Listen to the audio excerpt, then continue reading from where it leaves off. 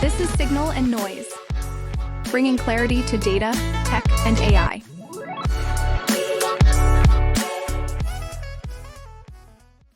Welcome, everybody, to our next episode of Signal and Noise. I'm Brett House, joined by my co-host, Rio Longacre, who is now dressed like a lumberjack appropriately. Lumberjack, I'm up in the mountains. This is very apropos.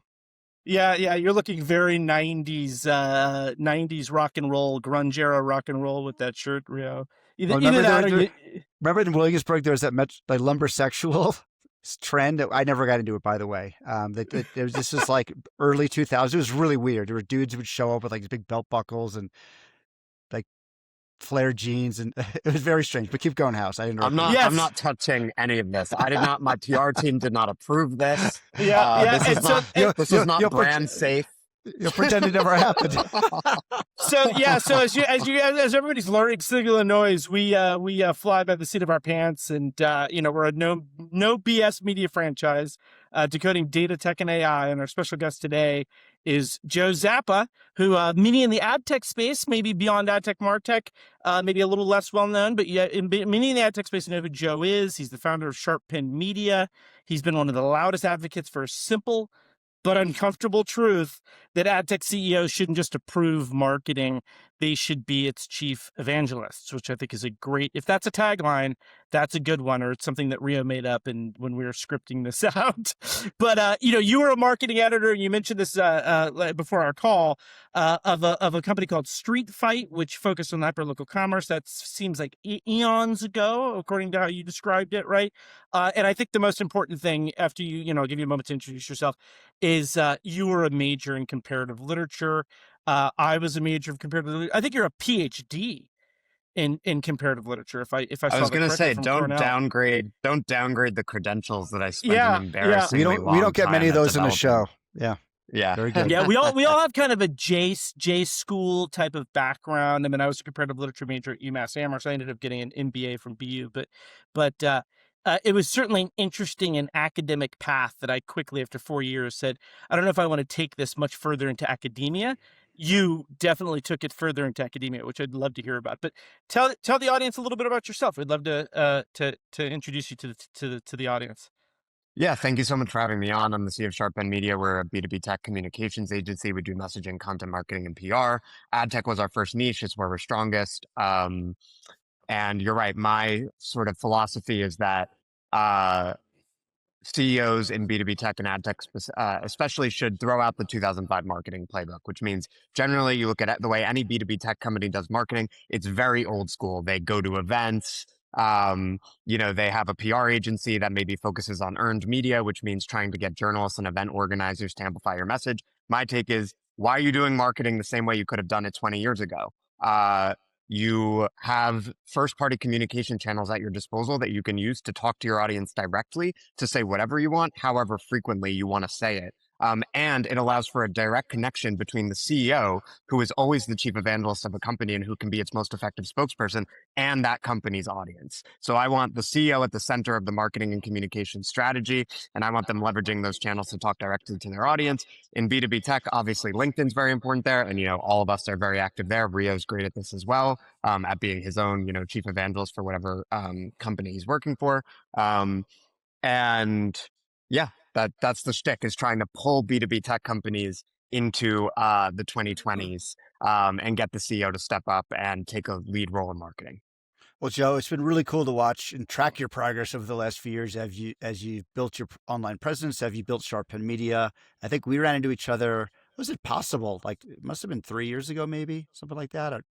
I think we grabbed a lunch together. It's fun to get to know you. And I think that's kind of when you're just not long after you started Sharp Pen Media. It's been great. And I wanted you on the show. I think it'd be a great conversation. Generally, you're a really interesting guy, and it's cool to see what you've built, but also just the foundational thesis of what you built, I think, is so compelling, right? And I really sum it up as, you can't outsource belief. And I think this is really a hard truth that, to echo the point you just said, AdTech, MarTech, these CEOs of these tech companies, They need to confront this. They can't. The old marketing playbook, I really think it's dead. We're hearing this more and more in every episode. It's dead. You can't go to market the same way. People don't buy the same way. For decades, these companies treated marketing something like they do downstream. We'll have polished material we'll send out. We'll have a few campaigns per year. Maybe that's how the industry got built, but I think it's changed so much that it was time for something different. And I think what you're doing is important and very timely. So just to summarize the thesis, before we jump into the questions here, if a CEO can't clearly evangelize their product, I know this is something you can help them do. If they can't talk about their category, their point of view, why what their company is important, no amount of demand gen, no marketing budget, no media budget is really going to ever move the needle, right? They have to nail that, and they have to be out there speaking loudly and clearly about that value proposition. Does that kind of sum it up, Joe? Yeah, I think the tagline "You can't outsource belief" is a great one, and I'm going to steal it. But I always say, like, my version of it is kind of like the CEO is always the chief evangelist, right? Which is to say, like, the CEO, and especially if you have a founder CEO, they are going to be the most eloquent spokesperson, the most believable spokesperson for a brand. And so why would you outsource message development and distribution to the marketing team, right? You want that person who is going to be the most credible spokesperson for the brand to be out there talking directly about it and talking to customers. And now the thing is, for decades, that was a much more difficult thing to do because you had to depend on third-party gatekeepers to get the message out, right? Like, you had to talk to the media or whatever. But now the CEO can just do a podcast like this, Yep. right? The CEO or go to LinkedIn, can post as on you mentioned, LinkedIn. right? Yep. Yeah, they can do a newsletter. And so there are all these channels that the CEO can use to direct and distribute their message. But the other thing that I would say is, just to zoom way out and not just be like a B2B marketing hack for a second, like, this is a much broader trend, I think, across like media, right? And communications. Like, if you think about like the way Hollywood is evolving, the way the media is evolving, the way politics is evolving, you see this collapse of institutions and this shift in power from institutions to individuals, Yep. right? So if you think about politics, the parties have been hollowed out, right? And now it is much more about individual political actors. That's being Obviously, generous. Donald Trump most hollowed out famously. in full. Yeah, that was a big quote in the beginning of this whole era before Trump's. I was thinking of the T.S. Eliot poem. The hollow men. Yeah. And I think they've been hollowed out and fully and entirely bought and sold and compromised. Right. So I'm going to add Hollowed to out, that. pulverized. Okay, but why is that, right? It's because they're not needed anymore. They're vestiges of an era where you needed an institution that would sort of introduce you to the voters, prop you up, whatever. And nowadays, a charismatic politician like an AOC or He's got Trump or direct whatever, access, right? direct. They can just create, whether, Trump's a little more old school, but even Trump, he loved Twitter, right? He was great at Twitter. Now he has Truth Social. AOC is obviously huge on like Instagram. Yep. And then in Hollywood, you see it too, right? Because it's like, it's not about the old studios anymore, right? It's about individual influencers, movie stars as, Instagram personalities, same thing with like music. So just across media, this is happening. And I think, if anything, B2B marketing, like our little corner of the world, we're like the last people to have found out that the CEO or the individual should be the chief evangelist. Yeah. Well, the days back and I grew up similar to you. I probably moved, much closer to sort of the product strategy, product architecture, and sort of launch GTM type of approach of marketing, but I played enough in sort of the communications and PR and content realms to be dangerous. And I agree that back in the day, in the early 2000s, I was part of Exalate that got acquired by Nielsen. There was a day when you could put out a press release about a product launch, right? Or a series of press releases, even if they were just incremental updates, and that was a way that you would get like repeated coverage in the trade publications, and the trade publications would publish this stuff to the point where I think people got fed up and they were like, these trade But this is back when people cared. But this back when people cared about the press publications, actually read them, right? I mean, the press publications were becoming like, we're shilling the wares of all these tech vendors that end up inevitably investing in their events, investing in their media, right? And those days seem to be over, right? There seems to be a much bigger need for taking that vision, let's say that's the founder vision, and somehow using that, especially as I think you have to place where you're talking. It's sort of like almost above the funnel. it's like the personality, the definition of that business and the value they deliver to market. But then there's all these other downstream things that follow that, and that we should talk about that as well. But that was less of a question than a statement. I apologize. I love statements. I'll respond to kind. I'm also a podcast host, so I don't even need questions. I know that's No. I think floating above the funnel, like I think the cool thing about this like sort of CEO evangelism approach is that to me it encompasses the entire funnel, right? It's all the way from top of funnel brand awareness, from what we're doing now, just talking about the industry, not necessarily selling, to you can have very direct connections with your prospects, right? Because if you're a CEO and you're doing a LinkedIn post or you're doing a newsletter and someone in your audience is listening or reading and then they reply, then next thing you know, you have an active sales conversation, right? And so I think that's one of the cool things about it is, to your point, Brett, if you're depending on journalists aren't going to sell your wares, right? So it's always going to be kind of top of funnel, right? But with the kind of content we're describing where you control the message, you can do a variety of things. You can sort of talk about what's going on in the industry and keep it very awareness driven, or you can go straight to them and to your prospect and talk directly about, you versus competitors, qualities of your product, answer questions, et cetera. It's interesting, Joe, how you say it's impacting and disrupting all these industries. I completely agree. I think that, let's say, tech has been one of the, not the last bastion, one of the later industries to see this trend. I mean, AdTech, you've been leading the charge, but I'm seeing more and more of it generally. I would say one industry it hasn't really disrupted yet is consulting, which I think it's starting to happen, with the shift from the pyramid to more of a, the obelisk model, right? And, the bigger emphasis on a real expertise and personalities rather than just structures. So I think that's a really interesting point that you made about politics and how media, we're all being impacted by this, right? That the role of the creator, the role of the expert, and the ability with these new channels, you can talk directly to your prospects, to your customers, to media, to everyone. And you mentioned Donald Trump. I think that's why the Democratic Party has so much trouble dealing with him, because he has that direct channel of communication. People disparage him for it, but he uses it effectively. And I think you're at AOC. There's a whole new crop of politicians who are probably going to be really good at this. Well, and I think it probably drove stalwart House Democrats like a Nancy Pelosi insane, right? That figures like AOC arrived to Congress, and they don't technically have a lot of power within the halls of Congress, but they have a tremendous amount of media power and influence, and that is because of that ability to cultivate direct relationships. They say, oh, you don't have the experience, you haven't been in government, but guess what? They have a platform and they have an audience, and they can communicate really damn well. And that's super important. Yeah, you know what no American, especially younger Americans, gives a hoot about is who is chair of the whatever in the F committee. It's got good and bad. It democratizes who can actually speak to the public and gain audience. But it also, when you democratize, you also have the Candace Owens of the world. You also have the people that can game the system in a way that you start to have.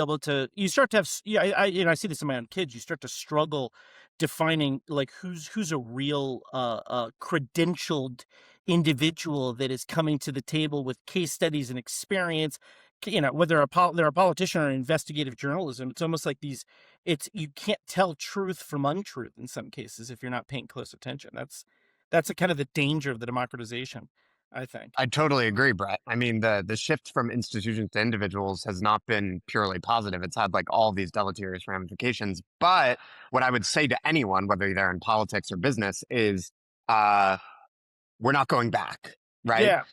You're never putting that genie back in the bottle. Yeah, the gatekeepers are never regaining control. And so the only way to compete is to compete and to play on that level, which means, you just Democrats, to Rio's point, just hoping, bullying the New York Times and being you need to do better headlines and then that'll fix this. No, the better New York Times headlines are not going to fix this. It's not about working the gatekeepers anymore. It's about going direct to your audience. And so whether you're in politics and or adapting business, to those realities, right? And we always talk about how human behavior doesn't adapt to the speed of tech and the speed of media channel innovation changes, right? And we're in this period where we're sort of seeing this stuff happen in real time, and you're seeing a lot of the tumultuous sort of odd reactions in stuff happening in the space. And I think that's because we just haven't adapted to this new model. Yeah, society tries to catch up. Yeah. But maybe, Joe, returning, it's it's a bold new world. I mean, and you've done a great job building a business, I think, really around this. So maybe let's maybe step back a little bit, Joe. Your background's really interesting, and it's funny too. Yeah, we've got two English majors on this. I actually studied political comparative science. literature. We got to define that, Joe. And you're a PhD, so we could. Yeah. So, but love to hear maybe about, if you go into your background, talk about like what you studied, and I think how it's helped you become, let's say, a better marketer, a better thinker, a better business owner and founder. I'd love to hear about that. Yeah, I studied comparative literature. After undergrad, I went to do a PhD in that field. While I was doing that, I was also working as a trade journalist in MarTech for many years. Brett mentioned Street Fight, so that's how I kind of got into the AdTech MarTech universe. And to the extent that it influences what I do now, I think it's that like academia is a battle of ideas, right? It's all about having a point of view. Everyone's talking about the same shit they've been talking about for like over a century, right? It's just like you have to have a novel point of view, and every essay needs to begin with, all these other people have said this, I'm saying this, and this is how it's different. And so it's really an exercise in intellectual differentiation.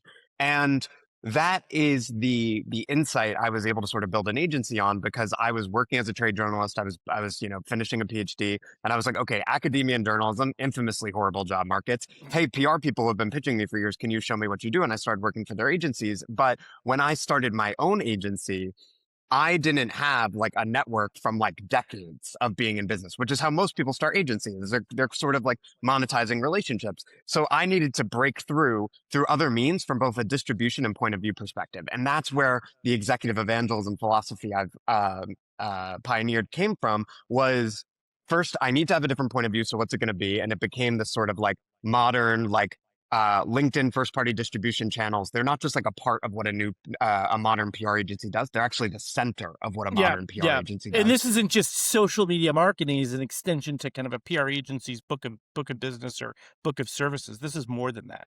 Right, Brett. And that's what agencies always do when they're like usually helmed by like people who have been around longer than I have, is like, they're always like, okay, now we'll start our social media insights practice. And I'm like, you sound so old. Like, no, it's not like you have that existing thing and then there's like a little practice. It's like, this is the center of communications. This is how information is communicated nowadays. It's a paradigm shift, and that's what you're defining. It's not just another media channel that you can just leverage. It's a paradigm shift. And if you don't understand the shift, then you're not going to be able to really implement the media effectively, right? Effectively.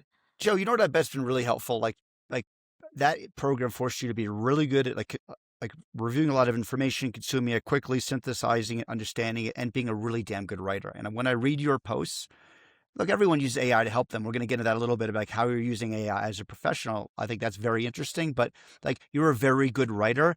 And I was a journalist for my first couple of years after grad school. And I tell you, like talk about crappy professions to make a living in, which is why I'm not doing it today. But being a good writer, and I tell people consulting, like that's probably the most useful skill I gained early in my career. I've used it my entire career. It's helped me in every job I've ever had. I mean, I bet that's helped you a lot too. Yeah, thank you. I really appreciate that. It's kind. And yeah, I think at their best, right? What do the humanities do? They teach you to be a lucid thinker and writer. And then if you can take that into business. Yeah, totally. Yeah. And if you can take that into business, it's a huge asset, because that is essentially the job of a communications professional. However, I will say, I think a lot of B2B marketers, like, they're very tactical, right? And that's not always their fault. That is to the point Brett was making in the beginning.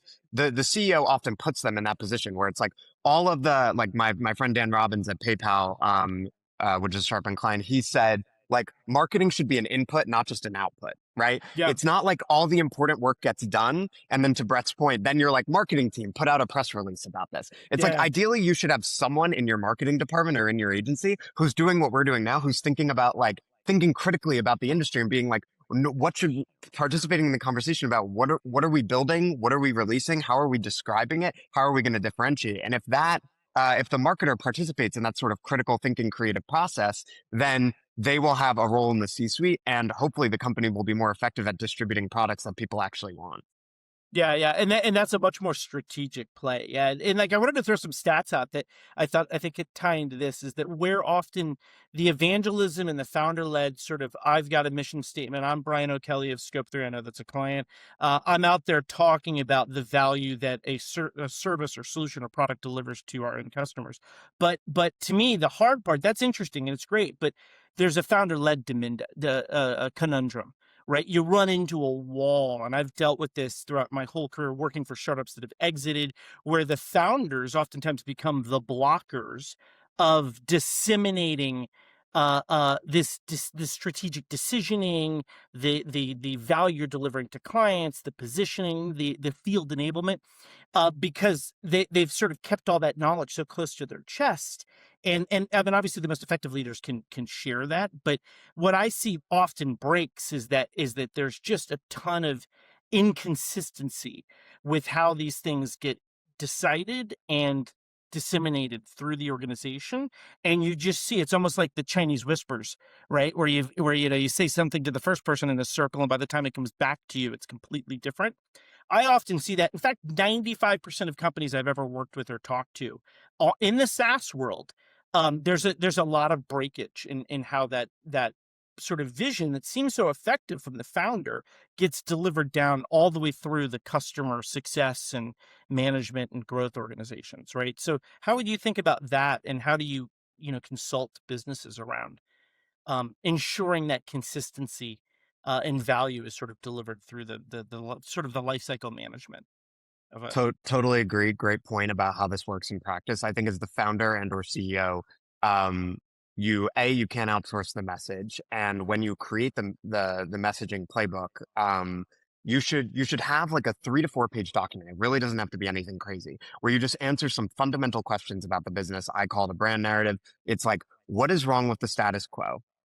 Whom are we championing? How Yep. are they being underserved by the status quo, and how do we want to change the industry to their benefit? And how are we uniquely positioned to do that? And if you answer these sort of fundamental questions, just get it down on paper, put it in sort of narrative form.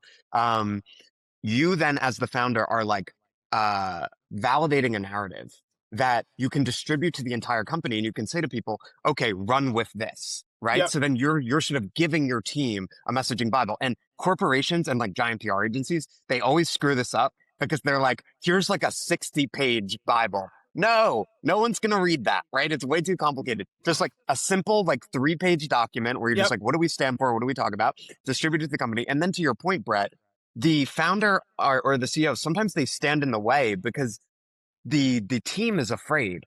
What if I say something publicly and my C-suite is not completely aligned with it, and then I get in trouble? So many rank and file team members are scared of that. And it has to be a cultural directive from the CEO on down to say, we are all going to work together at growing this company. And the way to do that nowadays is to capitalize on modern distribution channels, which means I want you all posting on LinkedIn, X, whatever it is, talking about the great work that we're doing, talking about what's going on in the industry, and educating our prospects and customers about how to do their jobs better, and how to work with the kind of technology we're propagating. As you're working with CEOs and companies, I mean, I can imagine it's got to be challenging, right? Because CEOs can be, like they're usually the best evangelists, the best, they have the vision that created the product, that created the company, right? So I would think that they can probably encapsulate it and explain it the best, right? But CEOs can also be quirky people. They're busy. A lot of them have tech backgrounds. Like I can imagine it's got to be challenging to convince some of them to do this, to show them actually how to, like, the blocking and tackling of getting the message out. Love if you could maybe talk about some of the obstacles you run into sometimes. Yeah. Not evangelism does not come naturally to all CEOs. And you pointed out correctly, Rio, that especially in the tech industry, right? Like, generally speaking, if you have like a sales marketing CEO, it's a little easier. And if you have a technical CEO, it can be a little harder because they're less used to like touting the product's virtues in the public square. One thing I will say that is good is that you can start small and you don't have to do it all at once, and it doesn't have to be super complicated. You Yep. can start by literally just like posting on LinkedIn once a week. And that post can be about a news story in the industry and sort of sharing your perspective on it. It can be about building your company, right? And things you've learned about being a CEO or entrepreneur. It can be sharing data that your team has put together on here's what's going on in the industry and here's what we're seeing. And what I would advise CEOs to do is to think of it like you are helping people. That's how it should be. Like, I hope that whenever I go on a podcast or write or whatever, the lens I always try to take is like, I want people to walk away from this conversation understanding something new about communications and how they can just do it a little better. And if you look at it that way, it's generally much more palatable to people than if they think, okay, I'm like building my own personal brand or I'm shilling my wares or whatever. If you just think about it like you're having a conversation with a customer or partner and you're helping them understand how to do whatever you're an expert on a little better, then usually it's easier for them to tackle. Yeah, and well, it's you're tapping into like a very something that sort of inspired me, and I always look at, having been in marketing, but certainly leaning more on the product strategy side of things. I've had a few content marketers that I think changed kind of the trajectory of my career and changed how I think about effective evangelism, right, and things that you're talking about. And there's a couple. There's Phil Fernandez of Marketo, and I'll tell you a story about that. And there's Marie Kondo, who everybody's Marie Kondo their sock drawer, or their closet at one time or another. And you think about those two. So the first book I ever read on demand generation, it was shortly after, it was back in 2006. And it was written by Phil Fernandez. I didn't know who he was, but I knew it was a book on the topic, and there weren't a lot on the topics. And I sort of schooled myself in how this works, right? Not realizing that he was the CEO of Marketo. So by the time I got into a seat where I could decide on hiring and either a vendor or a demand gen leader and implementing the stack, guess what? Marketo was up there at the top of the list because this guy gave a level of evangelism that was really educational to the operators in this space. It wasn't just a shill job of like what the product does, right? So that was one example. The other example, Marie Kondo. I mean, think about who she was. She was a consultant that might be big in Japan. My wife is Japanese, so I can speak openly about this. But this might be big in Japan to actually go in and help people better organize their lives, right? And all the kind of benefits, that the downstream benefits of sort of, freeing yourself and being more spiritually open and psychologically open and taking all of those burdens off, that there's all this with her. But she did a television show, wrote a book, and went from being basically an individual consultant that helps people declutter to being like a billionaire. And to me, that was all driven by evangelism and content marketing. I mean, where do you see, those are the lessons that I've gained from that power of being able to deliver the value that this thing, sometimes it's even aspirational value, I think, with the Kondo case, to the end customer. I mean, where do you think about CEOs and what's kind of inspired you, right, in terms of seeing it in action when it's done really effective by a CEO or an evangelist that's had a huge impact on the business? Yeah, who's someone who's done this exceptionally well on the global stage and is also sort of like reached or reaching like billionaire status by doing this is Ryan Serhant, the realtor. You guys follow his stuff at all? You seen him? No. I know who he is, but I don't follow his stuff. No. Yeah. So he was on $1 Million Listing. So, he was like on a reality TV show. But how he really like blew up was social, and has like a massive following, like millions of followers on Instagram. And he's built this whole real estate brokerage, this whole firm predicated on like we go to market via social media, right? And he's like hired tons of people who take the same approach, and then it led to him having his own Netflix show. And so a great example of someone who has built this like founder-led brand, right? The firm bears his name, and he has hired tons of people who follow that approach as well, and has sort of elevated from like, all right, yeah, I could use social media to like sell some more apartments, to like building I think it's like the 6th largest brokerage in the United States now, right? Which that's like a massive industry and a multi-billion-dollar business. And really all it is just like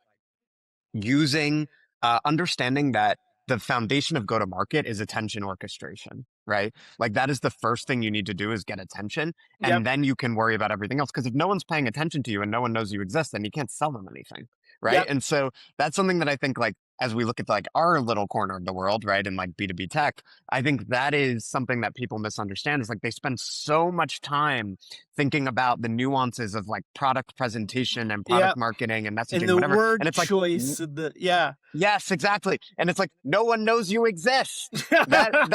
That's the first challenge. Like you need to gain attention and then you can worry about the nuances. Yeah. Joe, but There's I'm sure you get a lot of people when you talk to them about this say, okay, that sounds good, but I bet a lot of them are afraid, right? Because they've learned over the years, oh well, if you put the wrong thing out, your stock can crash. I mean, we all hear these stories, right? Benioff said this other thing, made a joke about ICE, which apparently was didn't go well, and their stock tanked the next day. So I'm sure when talking to the CEOs, you get fear. Okay, I can't be out there. There's too much risk. There's too much downside. Like, how do you respond to that? Like when you get that, because I'm sure that's common pushback you receive when you talk to leaders about this. I think I do hear that all the time, Rio. So it's insightful. I think that the number one risk for B2B tech companies in particular, which tend to struggle with awareness and audience generation, especially in the beginning, is invisibility. The number one marketing risk is invisibility. It is not controversy. Once you now that is stage dependent. So to Rio's point, like Salesforce doesn't have an awareness or visibility problem. People know Salesforce exists. So for them, yes, it is more worth like vetting everything you put out there and making sure you're avoiding unnecessary controversy. But for the vast majority of companies, especially startups and those earlier in their life cycle, the main challenge is people just aren't thinking about you enough, right? They got a lot going on in their day. And they may have never heard of you. You might be in a crowded category. It might be difficult to differentiate. And so the number one challenge for those people is just to get on the radar. And so you should worry way more about invisibility than you worry about controversy. And then the last thing I'll say about it is there's a such thing as productive controversy, right? Like, especially for startups, like you don't want to pursue meaningless controversy. So if you're a startup founder in MarTech or retail tech, please don't be like putting out random messages about ICE. It's fun and it's a little fun play, right? Where there's there's a little uncertainty. There's a little like there's going to be it's the greatest sales deck ever made, right? It's that whole idea of like, there's a big problem in this space and there's going to be winners and losers, and you're going to be a loser unless you do this. That oftentimes is very good controversy. You're being provocative to generate like, hey, we should think about this. We might lose revenue as a result of X, Y, exactly. Z. Or punching up, right, Brett? Like, there's a reason every like AdTech company punches up at Google and Meta. It's like, it's fine. No one's losing sleep over, a little company, a Series A company, punching up at Google and Meta. Google's so not by worried. all means, Google's not worried. They'll be okay. So by all means, like seek out that controversy, Yeah. So there's two issues that I see that often happen in organizations that I've seen through my whole career. Like once you get past sort of the CEO, because you could have the greatest CEO evangelist in the world that's out there preaching the wares and the value, but it's still going to be a general message to market, right? And so once you start double clicking into specificity of message, specificity of buyer, of category, product market fit, right?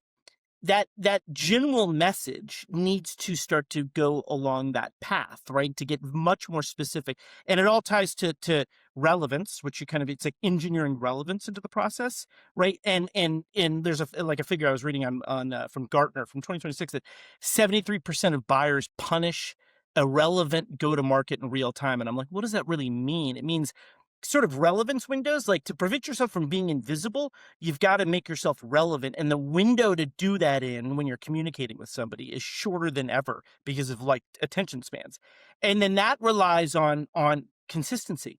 How does your whole team, your sales organization, your marketing organization consistently deliver the right relevant message? This isn't the right, the generic sort of right person, right time, but the right type of message that takes some of that evangelism that's coming from the CEO and delivers it in practical ways that deliver value to the people that they're speaking to.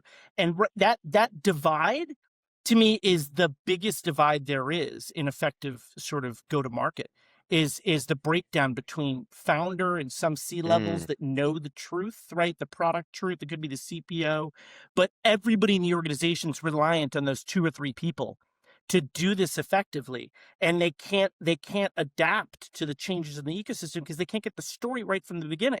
So how do you fix that? How do you make it consistent so that then the rest of the teams can actually deliver consistent, relevant message at the right time, that kind of stuff to the people they're talking to, right? Yeah, I think you need a messaging framework that you can distribute throughout the entire company. And then I think, again, you need to foster a culture of actually sharing that message and give people security. Say, Yeah. we want you out there, and we understand that you being out there as a manager or director level person means, once in a while you might say something that doesn't perfectly align with what the CEO himself or herself would say, and that's okay, Yeah. right? Because the benefits are going to far outweigh the drawbacks. And then the other thing is, of course, there's like, you have the CEO level sort of external facing message, and then as you professionalize and as an organization matures, you're going to have specific messages for different parts of the company and products and whatever. And that can all be figured out. That's normal marketing stuff. But what I find, Brett, is that most companies don't even do the first step, right? Oh yeah. They don't have like the Yeah. 3 to 4 page messaging Bible. They And that's don't the have the foundation. CEO founder out there, Yeah. right? And then forget the rank and file. Like they're definitely not out there. So it's like, in those 3 steps, like let's do one by one. And if you were to do all 3 of those, seriously, you would be in like the top 5%, probably the top 1% of B2B tech organizations. If you had a clear messaging Bible, if the CEO were sharing it regularly, and then the rank and file were also sharing it, it's extremely rare. Yeah. Funny. Well, House, you were just quoting Gartner. We funny. Joe, I don't know if you listened to it. We spent the last episode trashing. It's trashy. Talk about how their reports are irrelevant. But I guess getting back to the topic at hand here, Joe. So like, okay, so we talked about like the different layers, and I guess it's interesting. So what if like you go to a client and the CEO just isn't good at it or doesn't want to do it, or maybe there are other people who should be doing it as well. Like, can there be multiple stakeholders? Can it not be the CEO? Like, what is your opinion on that? What have you seen work? Well, I will acknowledge that there are companies for which this is a better fit than others. And like, there may be companies for which it's just not a fit. Like that's true of any like product or service, right? So I will acknowledge that. That said, there are ways around it, right? Like, is the CEO the best fit to be the chief evangelist? Yeah, 100%. Because people are always going to see that CEO title and they're going to be like, this person represents the company and I believe them and what they say is true. What they say stands for the company as a whole. But of course, there are organizations where you have a great CPO, CMO, CRO, et cetera, who can do this. And I think it's better if it's not purely on the CEO, because then it's a collaborative exercise. The bench, right? It broadens the bench, and then they look like they're not just a single player; they are a team, and they've got a whole bunch of people that might come at it from different angles, but they're all staying consistent to like, this is the value it delivers to you, the person I'm speaking to, or the company I'm speaking to. Right. And we know that, that's look, if it's only the CEO founder who is out there sharing the message, then it creates key man risk and it's bad for enterprise value, right? So like it's good if others in the C-suite are participating. I just think that the founder and or CEO is always going to be like the most impactful person if they can get with this program. Yeah. Yeah, and what I'm saying, and I'd love to hear your perspective on this, is that we talked about this with Lucas Gallus at CES. This notion of sort of bolting with AI being sort of rampant, and especially sort of prompt engineer, sort of like surface level, AI usage within organizations, within sales teams and marketing teams, et cetera. This notion of bolting AI onto kind of a risky or a non-existent GTM foundation or messaging foundation or positioning foundation, right? And how you end up getting more strategic drift because AI is just amplifying an already inconsistent play, right? Or a build that, a brand messaging build or otherwise that you haven't actually put into place, right? What are the risks of that, and how do you think teams should best leverage it? Because I think it can really amplify the shit, right? Or it can be used for good to compound the right types of decisioning actions and Yeah, that's exactly right, Brett. If used effectively, AI makes marketing strategy docs and messaging docs infinitely more useful. Because in the olden days, 3 years ago, when you would create like a messaging doc, the CEO would pay some firm a ton of money to create it. And then let's be honest, no one looked at it Oh after yeah. it was done. Like maybe like you looked at it once and then it like just got lost or No, whatever. no one read the whole thing. No one read the whole thing, and then no one would look back at it, or most people wouldn't. Yeah. Now we've been given this incredible gift with LLMs because you can put that 3 to 4 page brand narrative messaging doc into your LLM, and it can be used as the basis to create all future content and to hone what you're creating. So then, like, let's say the CEO sees a news story and they're like, "Oh, what should my take be on this?" They can go to an LLM that's been fed the brand narrative that their messaging person got paid $1 zillion to create. And they can say, based on our brand narrative, what should our response to this be? And even if it isn't perfect, or if the style is like, AI and needs to be edited, and you should edit the prose Yes. just to make sure people don't feel like it came straight from a bot. Yeah. It will feed you and not a good free ideas. publicly available AI LLM, because that's where if you don't have the pro models or the team Right. models that block sort of AI model training in the wider ecosystem, not only are you giving away your IP, but you're also getting less deep learning and less thinking. And so that's what I found no, but I think that's a very important point, is to kind of back to that notion of consistency and relevance.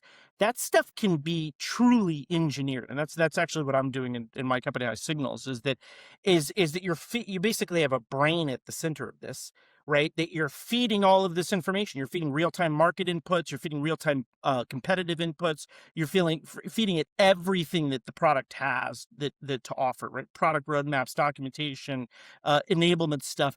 And then you're allowing it to do scenario planning. And I'm not like being a total shill for my company, High Signals, but the idea that you can feed an engine this information at this level of granularity, and some of it it doesn't all have to be quantitative. It could be qualitative research, diagnostics, and then allow it to always learn.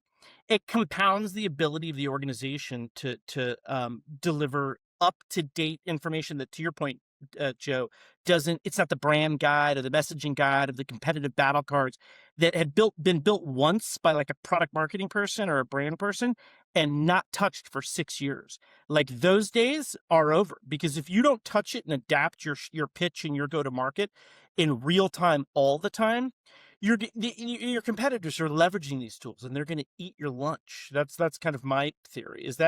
Does that resonate? And does that sound accurate? And I guess, Joe, before you jump in too, I mean, I think that, like, to kind of another point for that question, like when AI, for someone who has written these marketing briefs before, has written these documents, understands it, can really structure the prompts, or has trained their models the right way.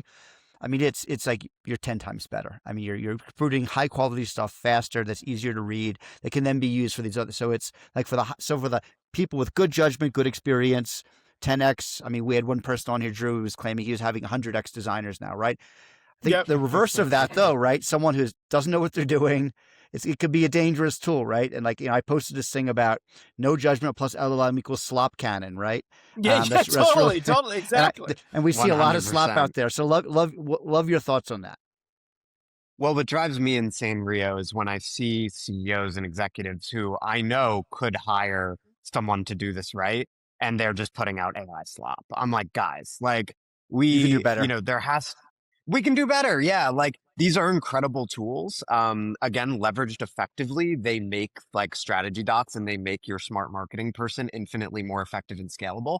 But you do need to, like, as we all know, anyone who uses AI and ideally uses it well, like, it is a combination of prompting and editing, right? So you need to feed it the right information. You need to say, like, don't say react to this like news event. Be like, based on our brand narrative or whatever, like, and like my initial thoughts are XYZ, like, write a post like on this using those thoughts and tying it to our overall narrative, right? Like that kind of prompt, and then edit it for style. So to say, write like me, use my language, these kinds of things. Take out the bot-isms. I call it with my team editing out bot voice, right?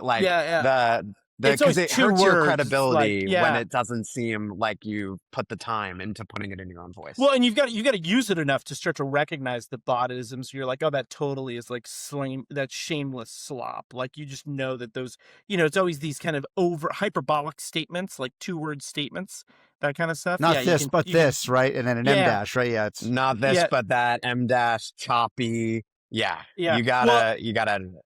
And what I think, I mean, talk about that consistency of delivering the message to market. I mean, it's going to become to the point where, and I was telling Ria about this, and something that I'm in the process of building and launching. But the idea that you could say, "Hey, I'm going into a big pitch. I'm a B2B SaaS company.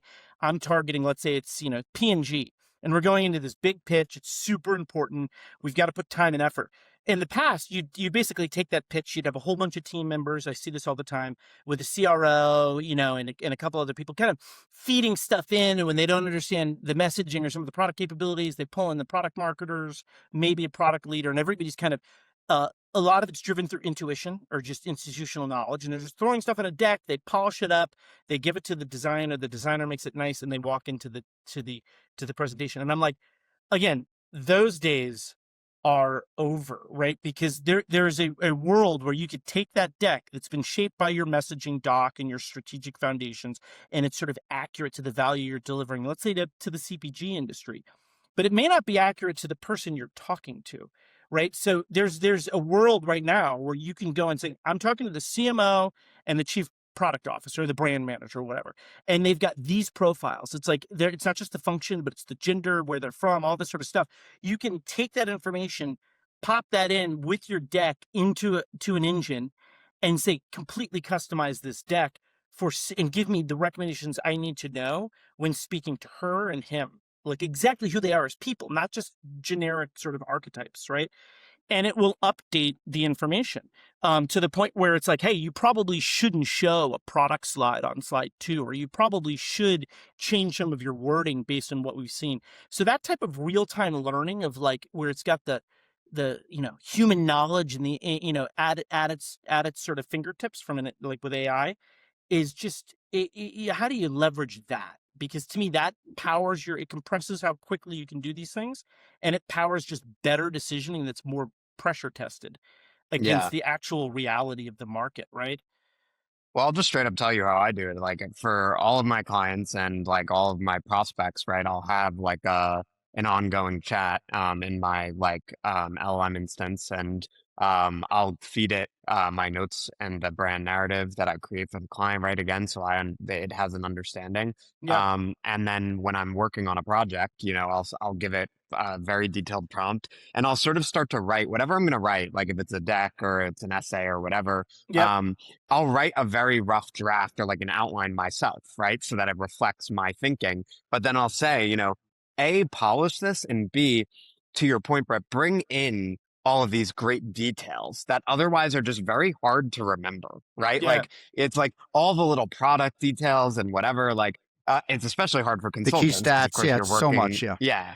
But LLMs are very good at doing that. And so, but it lies in the specificity of the prompting and editing to get it right. And I think a lot of people are still not doing that very well. Yeah. But yeah, if you do get it right, it's very effective. Yeah, it's funny. I use a very similar process in consulting, Joe, where like, let's say it's a new pitch or new product, right? Like we'll create, we have our own LLM that, it's firewalled. So we're not sharing with the public ones, Brett, to your point earlier, but like I'll start it out. I have this new project I'm working on, and I'll train it just like you said. I'll make sure it has the background. I'll share information that I've researched, and if I need, let's say, I'll say, okay, I want to first start out by writing a point of view on this, my thesis for this project, right, about what I think, my hypothesis, what we're going to find.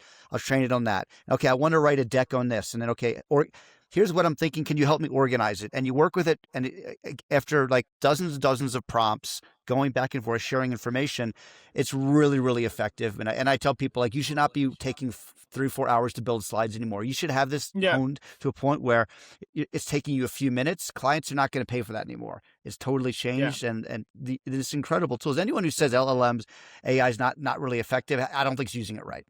Yeah. I mean, you should see my prompts. They're outrageous. I had like 1,000-word prompts, right? And some people are like, I don't know if that's the right way, where sometimes I'll do it verbally, and other times it's just this I'll thing, record right? a voice memo, and I'll save it and get the transcript. I'll dump that in. It's incredible. Yeah, and it's, I mean, I think of us you have to kind of get obsessed with it to know how it works, and hopefully your brain doesn't change because of your interactions with LLMs. But like just as an example, I mean, I'm building a P&L, right? And it's like unit economics, it's profit and loss across the entire company. But it's super complex, And it doesn't get it right the first time. And this is the pro version of GPT, but it was something that like I'd have an idea, be like, oh, we should probably take this bottoms up versus top down. These kind of ideas that I'm thinking about, and I just vomit onto the onto the prompt right before I go to bed. It like 15 minutes later, it comes out with a completely new modeled spreadsheet with all that sort of stuff. That kind of stuff would have taken an accounting or finance team potentially 2-3 weeks a month to put together the level of detail that I created in like 3 days. Just because the right questions. So to all everybody's point here is that if you use it to its full capacity, it's incredibly powerful, and it has a compounding effect. Each one of us becomes 20 people, 25 people, right? It's like there's going to be $1 billion single person company before you know it. Yeah. Well, it's leverage, right? Like Yeah. in the olden days, again, like labor was the primary form of leverage you could obtain, where you as a more senior person would have an idea, and then you have a team, as you say, of 20 people, and they would go execute it. Because we know that the highest value work, it's the 80-20, like the highest value work is figuring out what are we going to do or what are we going to say. But then there's so much time that gets poured into taking what are we going to say and then like externalizing it, making it concrete as whatever it is, a deck or an essay or what have you. And now you can come up with the concept in 10 minutes as a very experienced high leverage person, and then you can use the LM to bring it to life and do the details. And that's the that's the hard time labor intensive stuff, right? Let me ask you this is and I think that we kind of prefaced it in the intro, the thesis Rio, was like MarTech, data tech, AdTech. We've all been involved in this industry for a long time, longer than we care to admit. I stopped counting after 20 years. I won't I won't be telling anybody that I've been at a company for 30 or been in the industry for 30 years anytime soon. But a lot of jargon, right? And you start to get like, there's a lot of acronyms, a lot of jargon, more acronyms than you could possibly count. In fact, sometimes I get confused with some of CNPs and CEPs. How do you actually get organizations to go from that sort of product speak that like within the walls of AdTech, MarTech, to actually speaking to in a way that your mom or your grandma would understand, that your clients will understand? Because oftentimes I find when you go outside of our walls in our industry, it doesn't translate necessarily. Yeah. Well, I'm kind of two minds on this. So one is you'll hear marketing people say a lot, we should be able to articulate this in a way that like my mom could understand it. And I don't always agree with that, because sometimes it's like, does your mom need to understand this? Depends on your audience. Yeah. Like, she's not your ICP. Exactly. Like like we sell like highly specialized like B2B technologies, and it's like it's okay if it's a little more like abstruse than that. So that's one thing. However, in terms of marketing, what I worry about is, again, the number one thing you need to do is orchestrate attention. If no one's paying attention, and if you're just getting into the nitty gritty and the technicalities from the jump, then what I worry about is no one will care that you exist, and no one will be like reading your stuff or listening to your stuff. And therefore you never have the opportunity to get into the detail with them.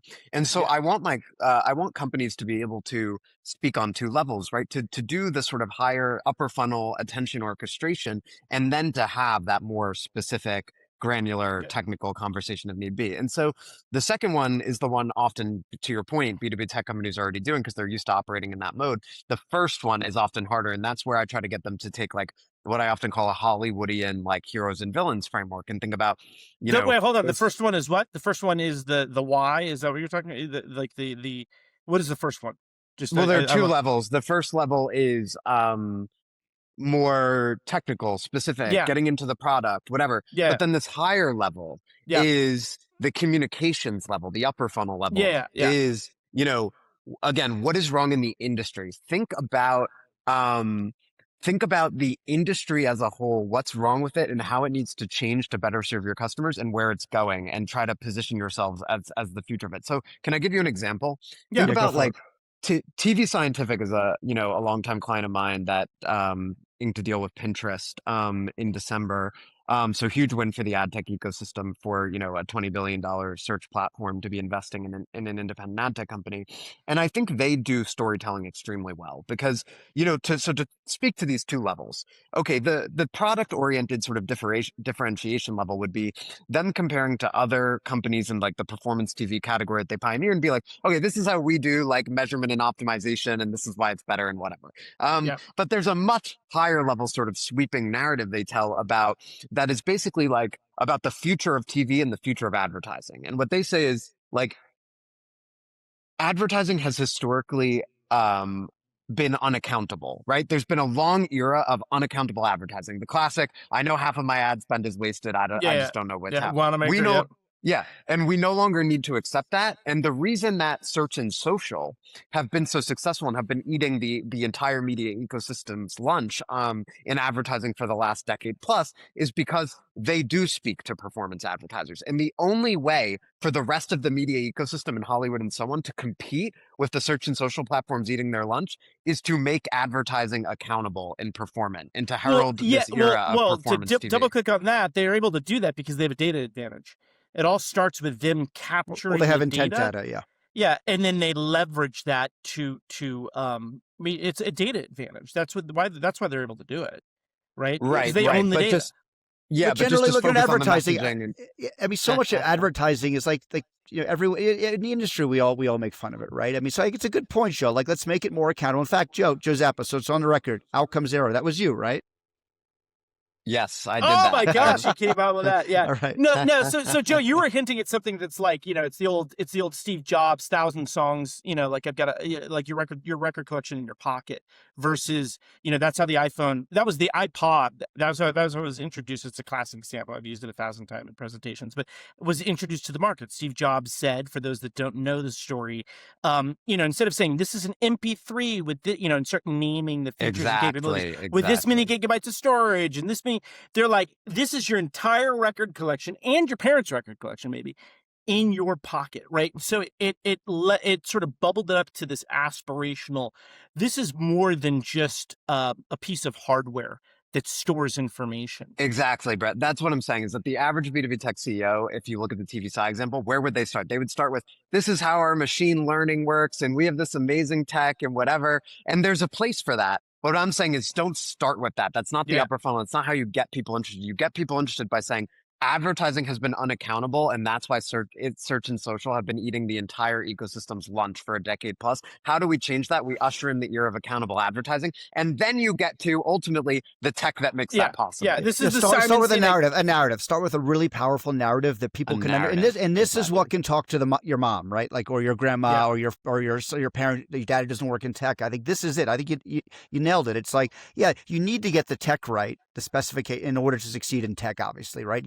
Your product has to work, but like, why should people care? I think that message should cross over audiences and should be something that people can understand and can think this is important. Yes, and remember. It's a good one. Yeah, and this was, I always use the Simon Sinek Golden Circle, which is a great video on YouTube if people haven't seen it, and I think he's English. But the idea that most companies start, there's a circle with two inner circles, and the outer circle is the sort of what, that's your features and capabilities, the number of gigabytes you have in your iPod.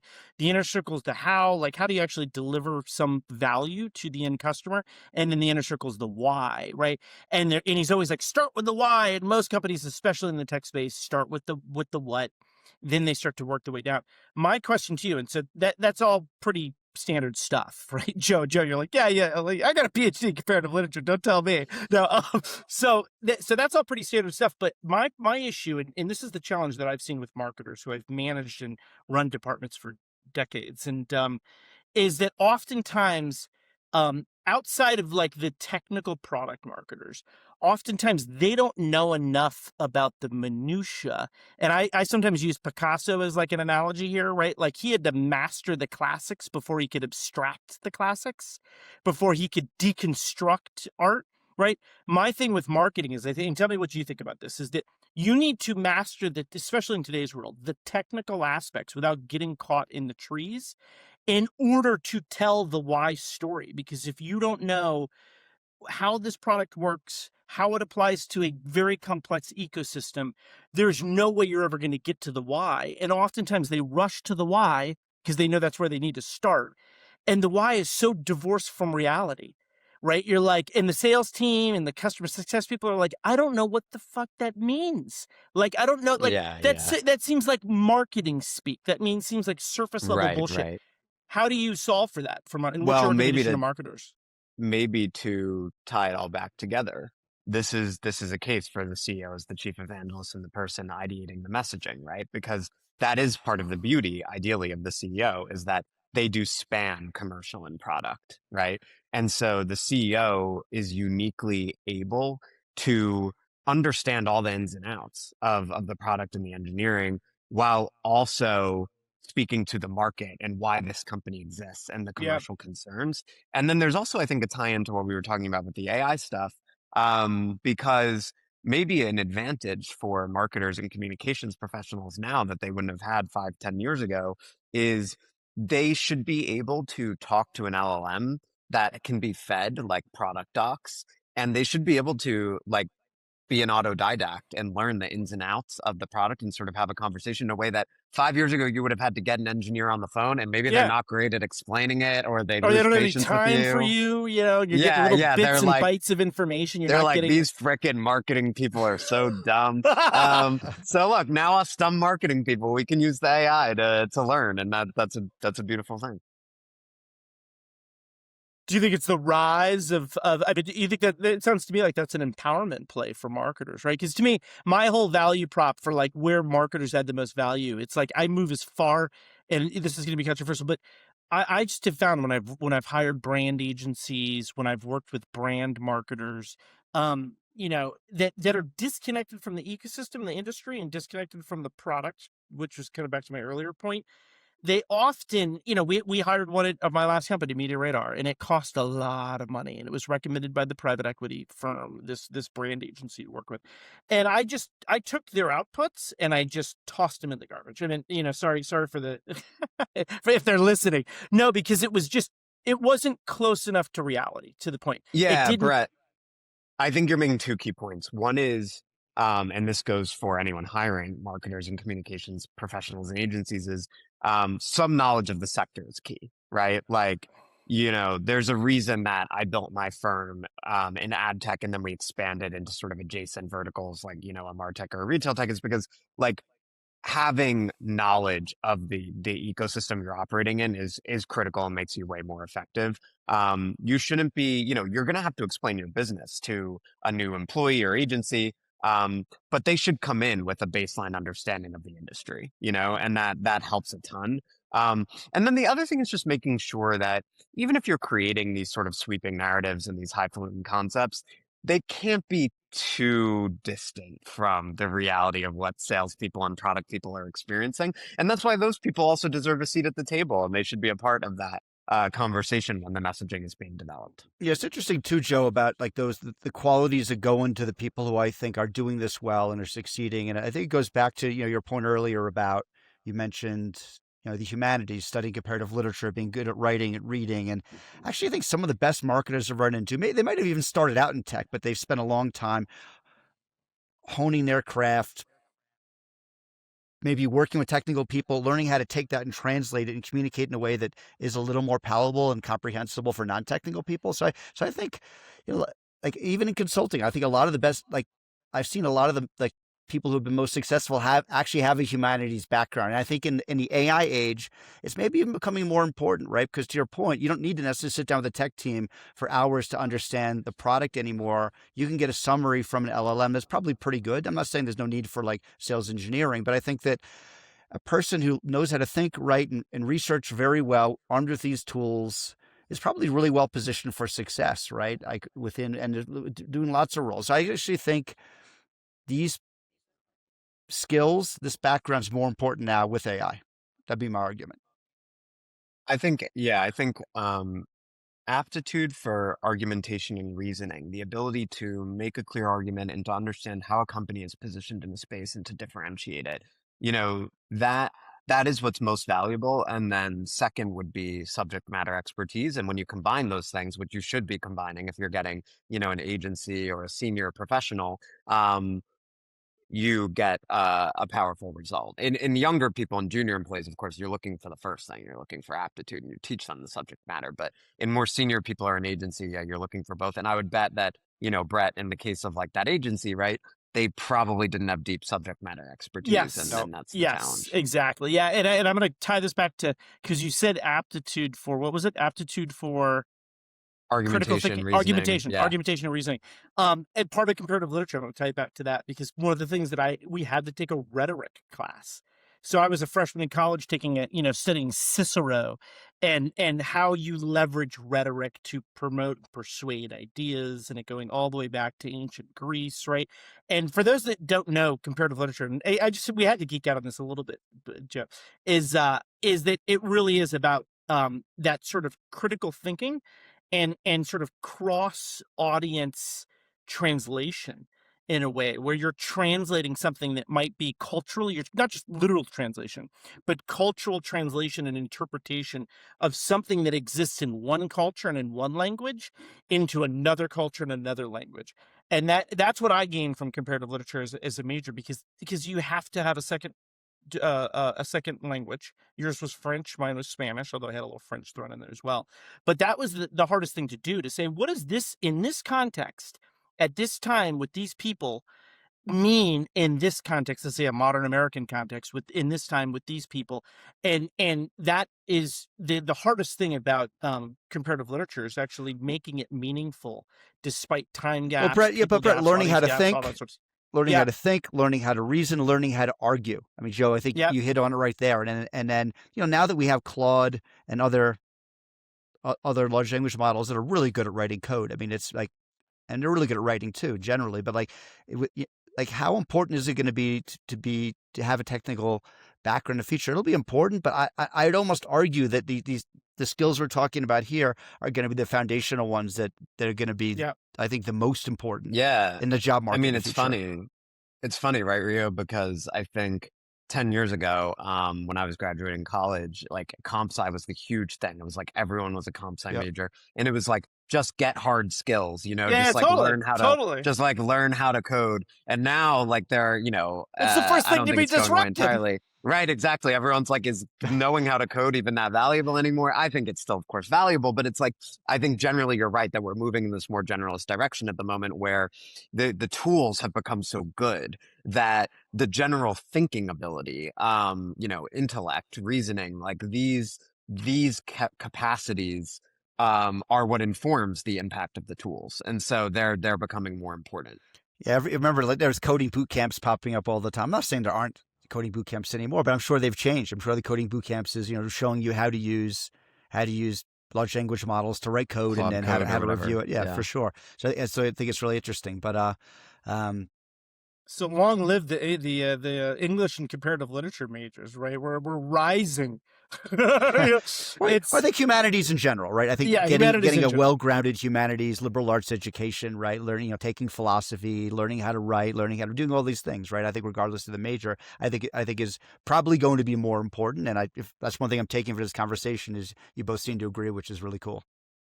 And I think, guys, showing that you have those abilities, right? So the beauty is, just like it's still rare for CEOs to leverage these first-party communications channels to share their message, how rare is it, shockingly, to have a 22-year-old who, studied English at, whatever school, and is showing you they are thinking critically about anything, like just the world, like it doesn't have to be like B2B tech. Like I know, because I hire these people, right? Like I hire junior employees who have that kind of background, and almost none of them can point me to like a blog or a newsletter where they're just like, hey, here's like me doing like critical thinking, writing type stuff about, it could be about TV or politics or whatever. So just using the channels available to you to demonstrate those skills in a public forum, I think is tremendously valuable. Just throw yourself out there. Yeah. Well, I had someone, I talked about this last podcast, Brett. Remember, I hired someone with an MBA and an MA, I think MS or an MA, who couldn't write like Yeah. Oh, yeah. clearly That was my at all. Yeah, that was my biggest value prop as an MBA is we'd have these teams doing these like high pressure projects, and it was accelerated. So you had less time than normal to get these things done. You'd be working at 3 a.m. And then, you had engineering and product and tech people. It was at BU because there's a lot of MS MBAs.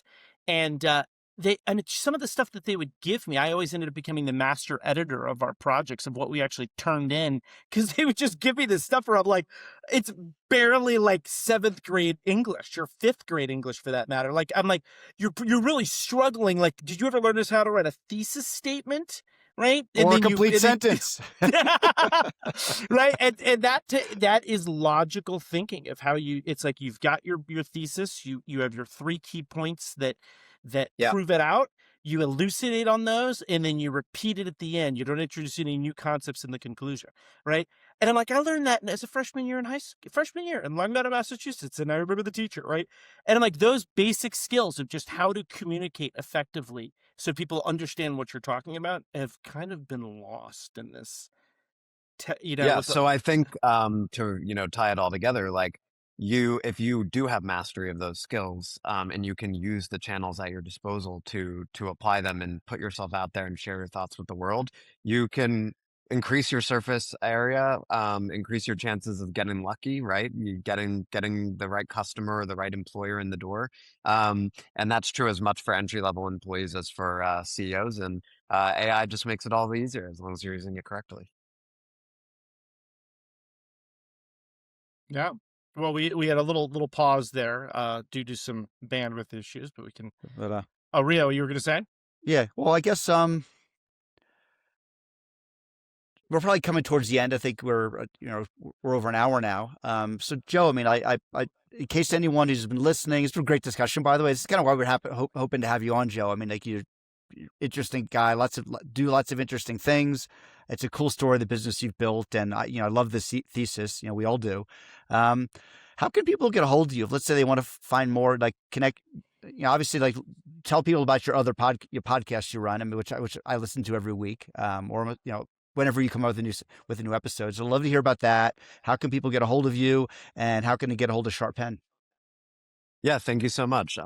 Email me at joe@sharppenmedia.com, or find me on LinkedIn, Joe Zappa, Sharp Pen Media. And I'm the co-host of the Open Market podcast, which is about building companies in the advertising industry. Yeah. And my last question before we end this, are you related in any way to the great Frank Zappa? My dad claims that, but I don't believe he's to be trusted. That's a very Frank Zappa-like answer. So, hey, thank you, Joe, for being on this. It's been a pleasure.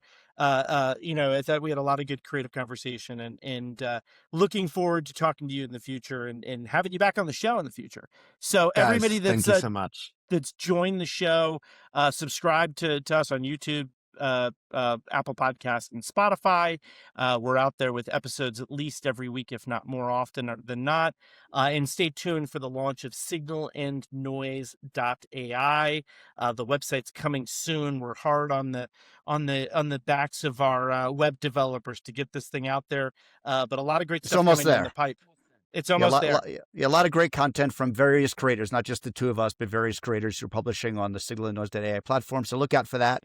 And thanks again, Joe. This is an awesome discussion. Thanks a lot, guys.